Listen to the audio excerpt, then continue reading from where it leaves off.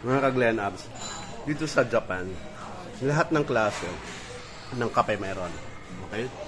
Strong coffee, green coffee, latte, cappuccino, cocoa, which is ayataka, green tea, sorry, iced coffee, yan, mga yan. So, ikaw na ang bahalang mag-press dyan and then lalabas dito.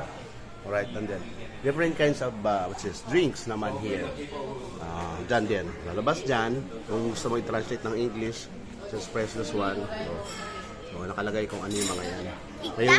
May soda, may water, everything is there. So, diba? Pipin. What do you like? Coke. Coke, you like the one? And then long press. No, put it there. Long press, come on. See? Here we go. Okay, enough. Get it.